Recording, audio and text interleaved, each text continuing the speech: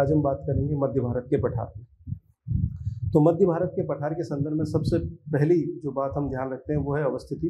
तो अगर मध्य भारत का पठार देखेंगे तो ये मध्य प्रदेश के उत्तर पश्चिमी सीमा प्रांत या मध्य प्रदेश के उत्तर पश्चिमी भाग में दिखाई देगा आपको। इसके उत्तर में यमुना का मैदान, दक्षिण में मालवा का पठार और पूर्व में बुंदेलखंड का पठार स्थित है। पश्चिम में जाएंगे तो राजस्थान की उच्च भूमि देखने को मिलेगी।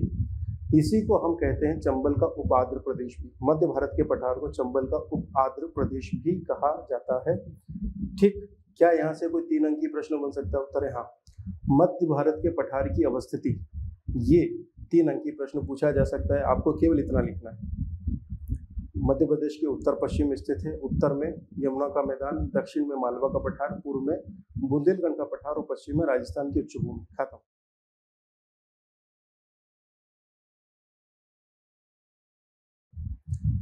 ये 3 अंकीय प्रश्न है। क्या यहाँ से कोई प्रीलिम्स का प्रश्न फ्रेम हो सकता है? उत्तर है हाँ।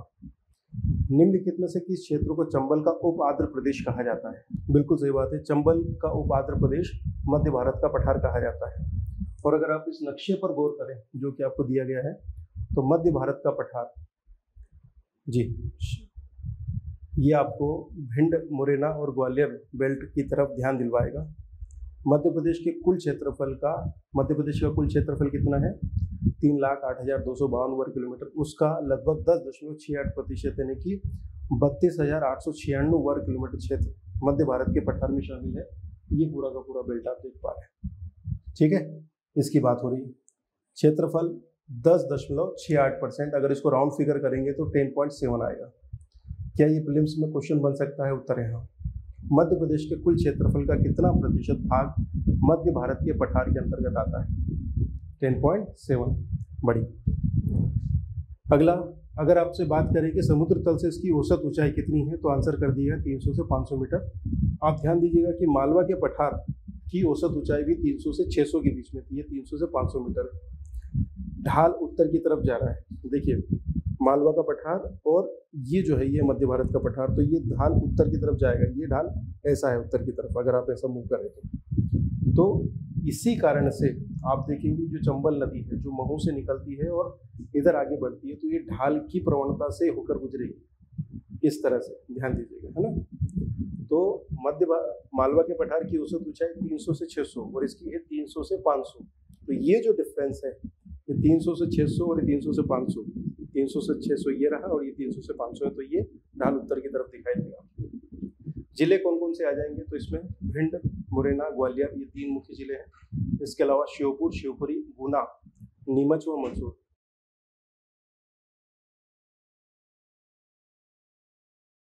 ठीक, तो जिले कौन कौन से बता दीजिएगा।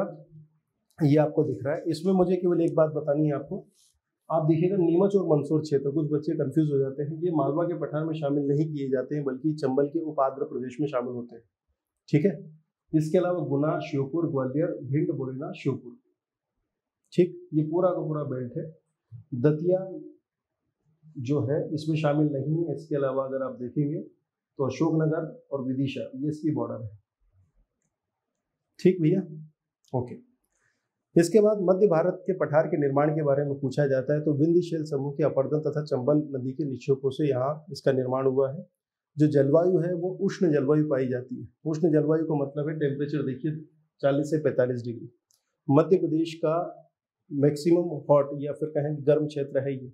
ठीक है, इसके अलावा शीतकालीन तापमान जो है 8 से 10 डिग्री है, कोई समस्या नहीं है। समुद्र से अत्यधिक दूर है, इसलिए यहाँ पर गर्म तथा अत्यधिक गर्म तथा ठंडा प्रदेश है ये। तो जलवायु उष्ण जलवायु है। मालवा के पठार की जलवायु थी समशीतोष्ण जलवायु। इस तरह से ध्यान दीजिएगा। अब क्या आपसे प्रश्न पूछा जा सकता है कि मध्य भारत के पठार की जलवायु पर टिप्पणी कीजिए? उत्तर है हाँ।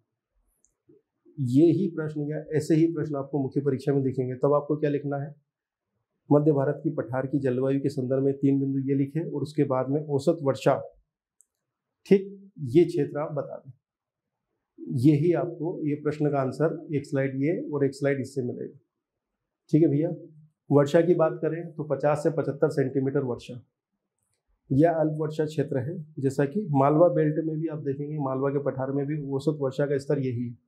पर अगर इन दोनों में अगर अंतराल करेंगे तो आप देखेंगे कि मध्य भारत के पठार में मालवा के पठार से भी कम वर्षा क्षेत्र है।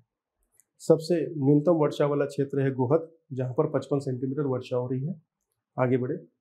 मिट्टी जलोढ़ प्रकार की है, कछारी मिट्टी है। चूंकि चंबल, देखिए निर्माण की बात करें अगर आप समझ गए तो विंध्यशैल समूह की अपरदन से तथा चंबल नदी के निक्षेपों से, तो विंध्यशैल समूह के अपरदन से निर्मित मिट्टी और चंबल नदी का जो निक्षेप है वह निक्षेप आपको जलोढ़ मिट्टी के रूप में दिखाई देगा। जलोढ़ मिट्टी का ही जो ताजा रूप है उसको हम कछारी मिट्टी बोलते हैं।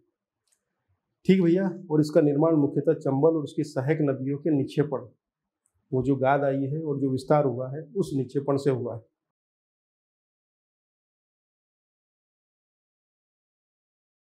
मध्य भारत के पठार में किस प्रकार की मिट्टी पाई जाती है? हाँ जी, काली मिट्टी। काली मिट्टी मिलेगी क्या? नहीं, मालवा के पठार में जानी पड़ेगी आपको। जलोढ़ और कछारी मिट्टी, जिसका उल्लेख मैंने अभी कुछ देर पहले किया है, वही है। प्रमुख नदियों की बात करें तो चंबल सिंध, काली सिंध, पार्वती तथा कुंवारी नदी, ये वो नदियां हैं जो कि आपको मध्य भारत के पठार या चंबल के उप आंध्र प्रदेश में देखने को मिलेगी। वनों की बात करें तो लगभग वन विहीन है, ठीक है। फिर भी यहाँ पर खेर बबूल के कुछ वृक्ष पाए जाएंगे जो कि कुछ शुष्क या कटीले वन है, फसल में आप बात करें तो ज्वार, अलसी, सरसों, तिल, इनका उत्पादन होगा। और यहाँ की जो प्रमुख फसल है वो है सरसों। तो भिंड, मुरैना, ग्वालियर, यहाँ पर सरसों का उत्पादन काफ़ी अच्छा है। इसी कारण से मध्य भारत के पठार क्षेत्र को, या फिर यूँ कहें कि चंबल के उप आंध्र प्रदेश को सरसों की हांडी कहा जाता है। तो सरसों की हांडी कहाँ पर है? मध्य भारत का पठार। अगर मैं आपसे पूछूं कि भैया गेहूं की डलिया कहाँ है ना, wheat basket of Madhya Pradesh, वो कहाँ है? तो वो है मालवा। बस ऐसे करते हुए चलना है ना। बहुत बढ़िया। अगला प्रश्न जो कि आपसे पूछा जा सकता है कि मध्य भारत का पठार किस फसल उत्पादन हेतु प्रसिद्ध है? बताएं। मध्य भारत का पठार या चंबल का उप आंध्र प्रदेश किस फसल के उत्पादन के लिए प्रसिद्ध है? तो उत्तर देना है आपको सरसों। सरसों नहीं भूलना है ना। बढ़िया। अब कुछ खनिज देख लेते हैं। मध्य भारत के पठार में अगर आप देखने जाएंगे तो चीनी मिट्टी, आपने देखा होगा कि जो ग्वालियर है, ग्वालियर में जो पॉटरीज निर्माण उद्योग है, चीनी मिट्टी के खिलौने बनते हैं। यहाँ पर चीनी मिट्टी मिलती है तो खिलौना उद्योग मिलेगा। इमारती पत्थर है, चूना पत्थर और अभ्रक, ये मिलेगा।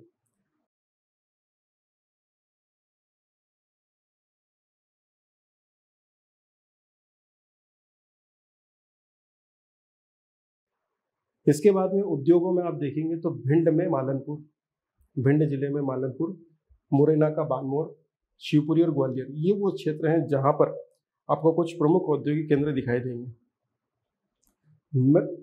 मुख्य परीक्षा के लिए कोई 3 अंकीय प्रश्न उत्तर है। हाँ, मध्य भारत के पठार के प्रमुख औद्योगिक केंद्र, तो आपको वही बताइए। भिंड का मालनपुर बहुत फेमस है, इसके अलावा मुरैना का बानमोर, शिवपुरी और ग्वालियर। ग्वालियर के बारे में बता सकते हैं, अगर हमारे पास स्कोप है आगे बढ़ने का तो ग्वालियर में आपको खिलौना या चीनी मिट्टी निर्माण खिलौना या पॉटरीज उद्योग बहुत फेमस है। इस तरह की 1-2 लाइनें आप लिख सकते हैं। प्रीलिम्स में क्या प्रश्न बन सकता है, जैसा कि मालनपुर औद्योगिक केंद्र कहाँ स्थित है? बिल्कुल सही बात है, मालनपुर औद्योगिक केंद्र आपको भिंड में मिलेगा। इसी तरह से बानमोर औद्योगिक केंद्र, बानमोर औद्योगिक केंद्र कहाँ स्थित है? बानमोर औद्योगिक केंद्र आपको देखने को मिलेगा, हाँ जी, मुरैना में। सही बात। नेक्स्ट क्वेश्चन, अगर पर्यटन की बात की जाए तो ग्वालियर मुख्यतः है। तो ग्वालियर का दुर्ग है ना, राजा मानसिंह तोमर ध्यान है आपको, मोती महल, सास बहू का मंदिर, गुजरी महल, इसके अलावा शिवपुरी का माधव राष्ट्रीय उद्यान है ना, जॉर्ज केसल भवन आपको देखने को मिलेगा, गोहद, इसके अलावा नरवर तथा संबलगढ़ का किला। ठीक। इसके अलावा आप देखेंगे मध्य भारत का जो पठार है वो बीहड़ प्रभावित क्षेत्र है और यहाँ पर अवनालिका अपर्दन देखा जाता है चंबल के कारण। दस्यु समस्या भी आपको ये देखने को मिलती है। ठीक है, तो ये वो चीज़ें हैं जिनका आपको ध्यान रखना है। ज्योग्राफी वाले पोर्शन में यानी कि पेपर फर्स्ट में जो पार्ट बी है वहाँ पर कहीं 3 नंबर आपको देखने को मिल जाएगा, वो है अवनालिका अपर्दन। ठीक है, गली इरोजन, इस पर 3 अंक में बात हो सकती है। इसके अलावा मध्य भारत के पठार पर दस्यु समस्या क्यों देखी जाती है, इस पर 2-3 बिंदु लिख दीजिए। सबसे पहला कारण है आर्थिक, क्योंकि यहाँ की जलवायु विषम है ना, तो यहाँ पर जो आर्थिक गतिविधियाँ हैं वो लिमिटेड हैं। दूसरा, यहाँ की जलोढ़ या कहें कि अवनालिका या मिट्टी के क्षरण के कारण यहाँ पर आर्थिक गतिविधियाँ काफ़ी कमज़ोर हो गई। और दूसरा, यहाँ की जो भूमियाँ हैं, जो भूमि है वह एक प्राकृतिक क्षरण स्थली है दस्युओं के लिए। 3 बिंदु लिखिए। ज़्यादा डिटेल करना है तो फिर हम आगे बढ़ सकते हैं। तो आर्थिक कारण बता दीजिए, सामाजिक कारण बता दीजिए और भौगोलिक कारण बता दीजिए। फिर एक सामाजिक कारणों में ये जरूर बताइए कि महिमा मंडन है ना। अगर आपने फिल्म देखी है पान सिंह तोमर, तो पान सिंह तोमर बड़े ही दम से क्या बोलते हैं कि भैया हम डाकू नहीं हैं, हम क्या हैं, बागी हैं, बागी, हम दस्यु नहीं हैं, हम क्या है, बागी हैं। तो वो जो सामाजिक प्रतिष्ठा मिली हुई है इस क्षेत्र में, अगर आप देखेंगे कि भैया बाकी सारी चीज़ें ठीक है, जैसे ही आर्थिक सुदृढ़ता होती है तो सबसे पहले 2 नाली बंदूक ली जाती है। बंदूक का लाइसेंस मिलना चाहिए, बस उसके लिए कलेक्ट्रेट के चक्कर काटना शुरू हो जाते हैं।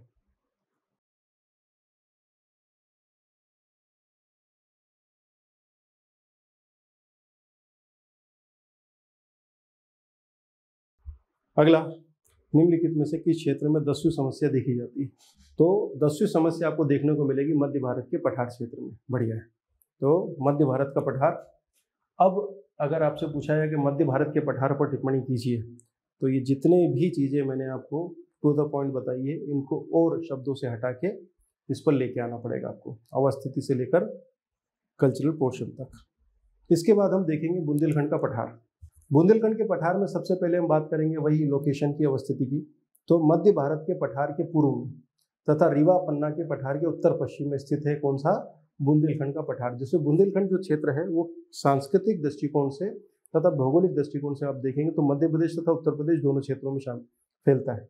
जिस बुंदेलखंड राज्य की बात की जाती है तो उसमें मध्य प्रदेश उत्तर प्रदेश दोनों के जिले शामिल हैं, पर जिस बुंदेलखंड पर हमें चर्चा करनी है वो है मध्य प्रदेश का भाग, है ना। कुछ बच्चे, एक बार इंटरव्यू बोर्ड में ऐसे ही मॉक इंटरव्यू चल रहा था तो मैंने एक बार बच्चे से पूछा कि बुंदेलखंड का मतलब क्या है, तो बुंदेलखंड के दिमाग में उसकी ये था कि केवल मध्य प्रदेश। तो बुंदेलखंड सांस्कृतिक दृष्टिकोण से मध्य प्रदेश और उत्तर प्रदेश दोनों में, ठीक है, इस बात को समझ लीजिएगा। और बुंदेलखंड के पठार की जो बात की जाती है कि ये भैया आंध्र चंद्राकार स्थिति में है, पन्ना श्रेणी, बीजावर श्रेणी तथा चंदेरी पाट से घिरा हुआ है, तो ये मध्य प्रदेश तथा उत्तर प्रदेश दोनों को कवर कर रहा है, ठीक है। पर हमें बात किस पे करनी है? मध्य प्रदेश के बुंदेलखंड के पठार पे। बुंदेलखंड के पठार की अवस्थिति बतानी है तो बस ये दोनों बिंदु लिखिए यहाँ, झांसी ललितपुर क्षेत्र इसमें शामिल है, ठीक।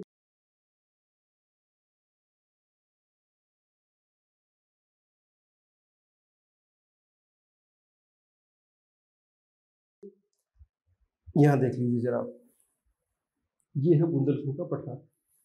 तो ये जो एरिया है ये, और यहाँ से अगर आप पिक करेंगे तो इतना एरिया, ये पूरा का पूरा एरिया आपको बुंदेलखंड क्षेत्र में नजर आएगा, जिसमें एक पूरा बेल्ट ये और इसके अलावा ये वाला एरिया उत्तर प्रदेश का, मुख्य रूप से झांसी ललितपुर क्षेत्र इसमें अवस्थित है। बिल्कुल सही बात है। तो बुंदेलखंड के पठार के बारे में हम देखिए कि कुल क्षेत्रफल का कितना प्रतिशत है, ये 7.7% के आसपास है। कुल क्षेत्रफल है 23,733 वर्ग किलोमीटर। ये परसेंटेज याद रखिए, जो डेटा है उसको याद रखने की आवश्यकता नहीं है, ये मैं बता रहा हूँ आपको। जैसे कि बुंदेलखंड के पठार के कुल क्षेत्रफल है 7.6%। ये किसका प्रतिशत है? ये है मध्य प्रदेश के कुल भौगोलिक क्षेत्रफल का, 3,08,252 वर्ग किलोमीटर क्षेत्रफल का। औसत ऊंचाई क्या है? औसत ऊंचाई है लगभग 150 से लेकर 450 मीटर तक। इसका मतलब ये है कि नदियों का जो झुकाव है, ध्यान दीजिएगा, अगर आप देखेंगे बुंदेलखंड के पठार में तो ये जो झुकाव है आपको उत्तर की तरफ यू देखने को मिलेगा, दक्षिण से उत्तर की तरफ। इधर मालवा का पठार आपको ऊंचाई पे 300 से 600 दिख रहा है, मध्य भारत का पठार 300 से 50, और ये जो बुंदेलखंड का पठार है इसका जो झुकाव है वो उत्तर की दिशा की तरफ देखने को मिलेगा। आप नदियों की रूपरेखा जब आप देखेंगे तो आपको ये समझ में आ जाएगा कि ये जो बेल्ट है ये पूरा का पूरा उत्तर की तरफ झुकाव प्रदर्शित कर रहा है। बिल्कुल, मालवा भी उत्तर की तरफ है यहाँ पर, क्योंकि जो प्रसार हुआ है, ध्यान दीजिएगा, जो दक्कन के पठार से लावा विस्तृत हुआ तो ये फैला, तो जब फैलेगा तो आगे की तरफ बढ़ेगा, तो एक के बाद एक मोटी पड़ती जाएगी, तो आगे की तरफ पड़ते जो है वो छोटी होती जाएंगी, इधर पड़ते ज्यादा मोटी मिलेंगी आपको जिस क्षेत्र से ज्यादा आई, ठीक। चलिए, मध्य प्रदेश के कुल क्षेत्रफल का बुंदेलखंड का कितना प्रतिशत है? 7.6%। ये ध्यान रखिए। औसत ऊंचाई 150 से 450 मीटर, और बुंदेलखंड के पठार की सबसे ऊंची चोटी कौन सी है? सिद्ध बाबा की चोटी। कौन सी चोटी? सिद्ध बाबा की चोटी है, जो कि 1172 मीटर ऊंची है। अगर आपसे पूछा जाए, जब मैं आपको पर्वत बताऊंगा तो पर्वत चोटियां भी बताऊंगा और पूरी लोकेशन भी बताऊंगा, बिल्कुल बेफिक्र रहिएगा। अभी तो हम एक आउटलाइन ले रहे हैं, भौगोलिक विभाजन देख रहे हैं। तो बुंदेलखंड के पठार की सर्वोच्च चोटी है सिद्ध बाबा की चोटी। जाना पाव पहाड़ियाँ मालवा में ही है। सिगाड़ चोटी मालवा के पठार की सबसे ऊंची चोटी, और धूपगढ़ चोटी पंचमढ़ी है ना, यह मध्य प्रदेश की सबसे ऊंची चोटी है। तो आंसर अभी जो है इस प्रश्न का कि बुंदेलखंड के पठार की सर्वोच्च चोटी कौन सी है, आंसर है सिद्ध बाबा की चोटी। अब इसमें जो जिले शामिल हैं वो कौन कौन से जिले हैं? दतिया, छतरपुर। इसको इस तरह से देख ले, ज़्यादा अच्छी बात है।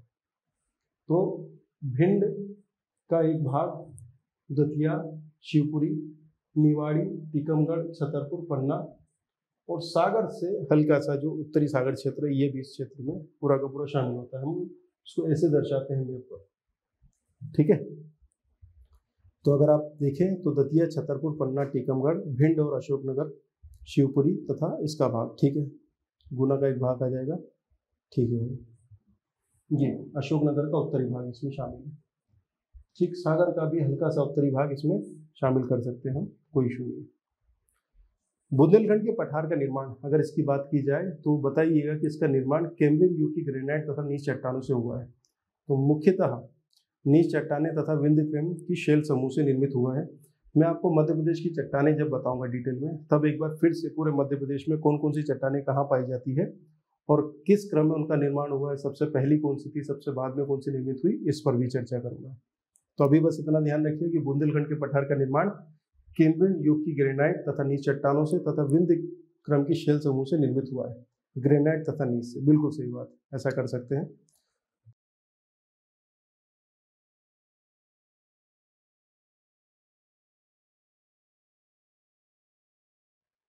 अगला प्रश्न आपके सामने है, निम्नलिखित में से किसका निर्माण ग्रेनाइट तथा नीच की चट्टानों से हुआ है? यही प्रश्न महत्वपूर्ण हो जाता है। हाँ जी, आंसर क्या है? बुंदेलखंड का पठार।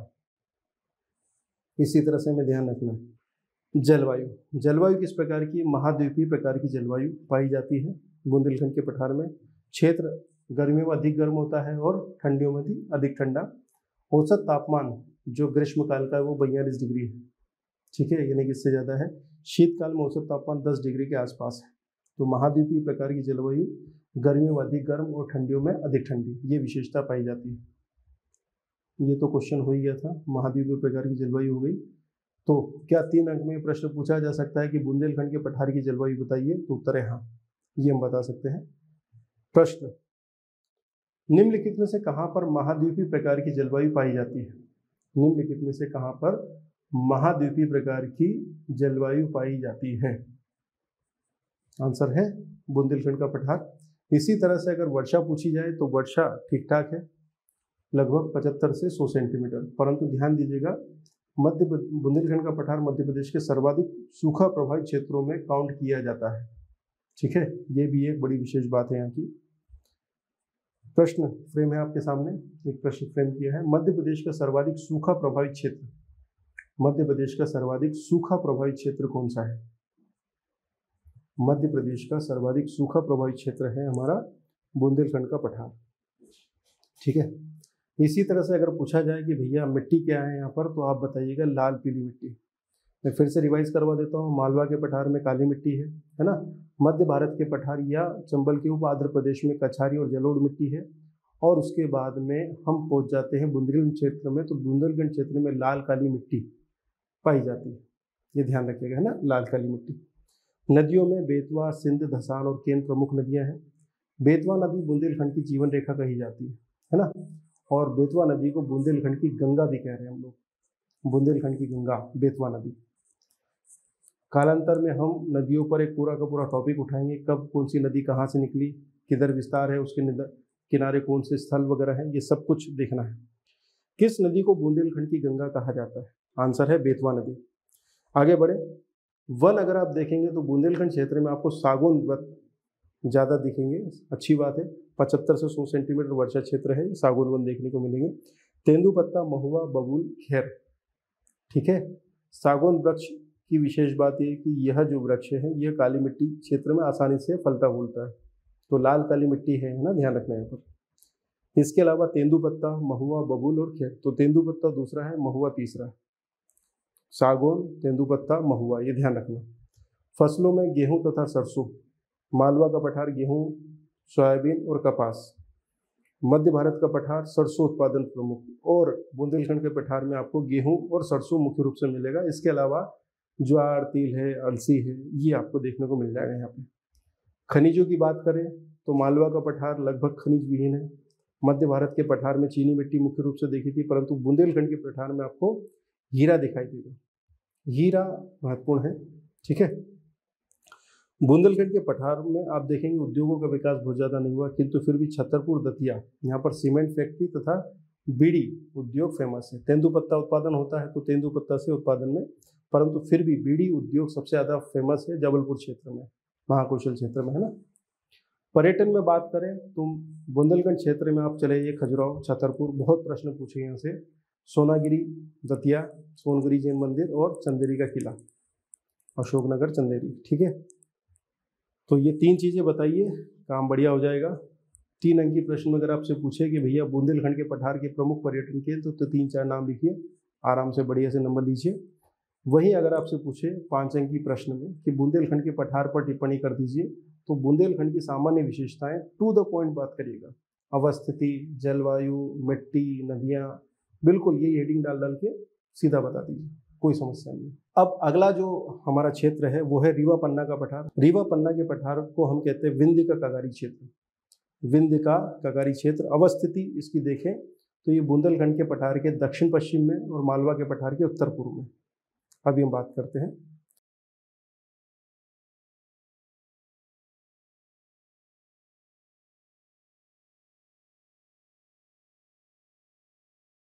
ये देखिए, ये है रीवा पन्ना का पठार।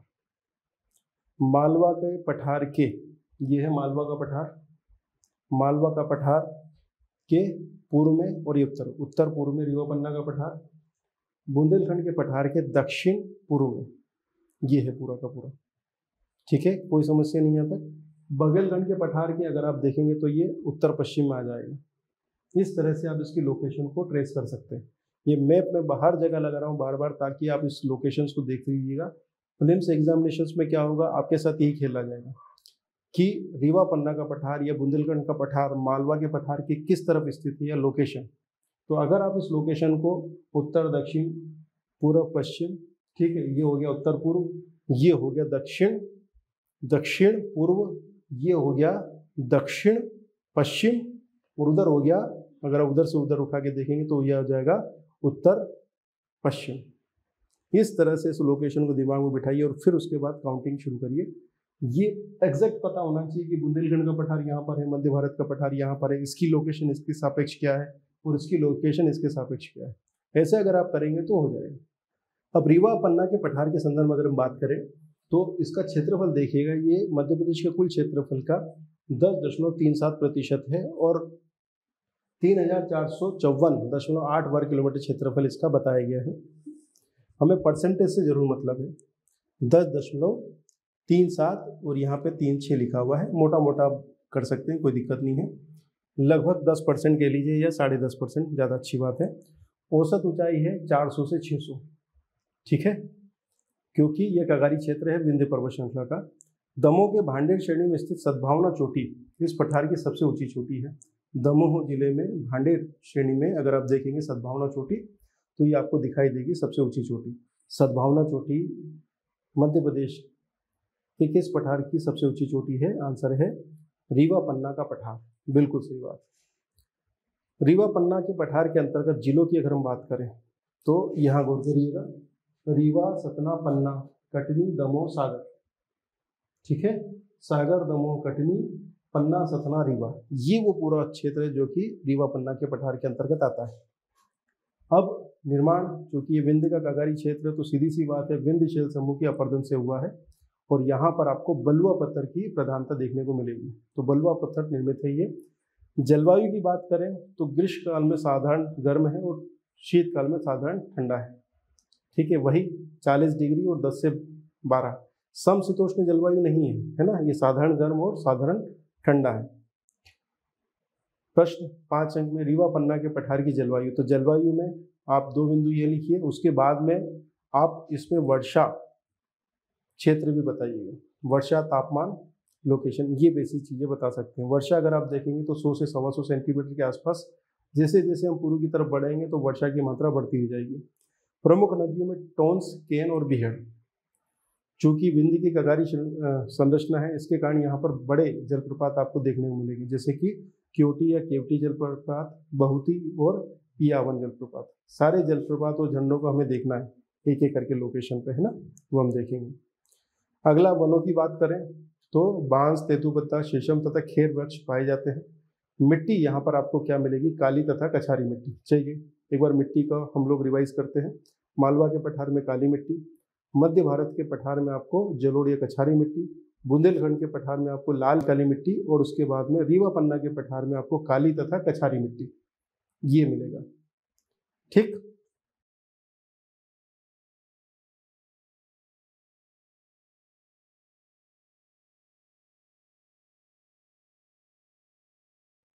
फसलों में गेहूं, चावल, सरसों, अलसी, कोई ऐसी फसल नहीं जिसके लिए एक पर्टिकुलर के लिए विख्यात है। जैसे मालवा अपने सोयाबीन के लिए, गेहूं के लिए विख्यात है। मध्य भारत का पठार आपको सरसों के लिए विख्यात है ना, वैसी विख्याति यहाँ पर नहीं है। खनिजों में अगर आप देखेंगे चूना पत्थर, बलुआ पत्थर, ध्यान दीजिएगा बलुआ पत्थर ज़्यादा मिल रहा है यहाँ पे, है ना, तो सिलिका, बालू, जिप्सम और हीरा। और रीवा पन्ना का जो क्षेत्र है वो हीरा तथा चूना पत्थर के उत्पादन के लिए बहुत फेमस है, तो ये चीज़ ध्यान रखिएगा, हीरा व चूना पत्थर उत्पादन। तो यहाँ पर जो प्रश्न बनना है वो है रीवा पन्ना के पठार के प्रमुख खनिज, तो नाम आपसे वो हीरा, चूना पत्थर यही जानना चाह रहा है। इसके अलावा मन करे सिलिका, बालू, जिप्सम ये लिख सकते हैं। उद्योगों में बात करें तो रीवा क्षेत्र में चीनी मिट्टी तथा कत्था उद्योग, क्योंकि खेर वृक्ष पाया जाता है तो खेर वृक्ष की छाल से ही कत्था बनाते हैं। सतना तथा मैहर में आपको सीमेंट फैक्ट्री उत्पादन देखने को मिलेगा। प्रमुख दर्शनीय स्थलों में चित्रकूट, मैहर, चचाई व केवटी जलप्रपात और सतना का भरूत स्तूप सम्राट अशोक द्वारा बनवाया ये देखने को मिलेगा। क्या आपको 3 अंक में पूछा जा सकता है रीवा पन्ना के पठार के प्रमुख दर्शनीय स्थल? उत्तर है हाँ। रीवा पन्ना के पठार पर टिप्पणी, तो टिप्पणी में सारे बिंदु हमें एक एक करके लेके आने हैं 50 से 60 शब्दों में, और उसमें आरेख बनाते हुए चलेंगे। मुख्य परीक्षा के क्वेश्चन आंसर सेशन में ये वो टेस्ट सीरीज में ये क्वेश्चंस में पूरे लिखित रूप में देने वाला हूँ, पर अभी से दिमाग में हमें बिठा के रखना है कि भैया यहाँ पर हमें मुख्य परीक्षा के लिए ऐसे तैयार होना है।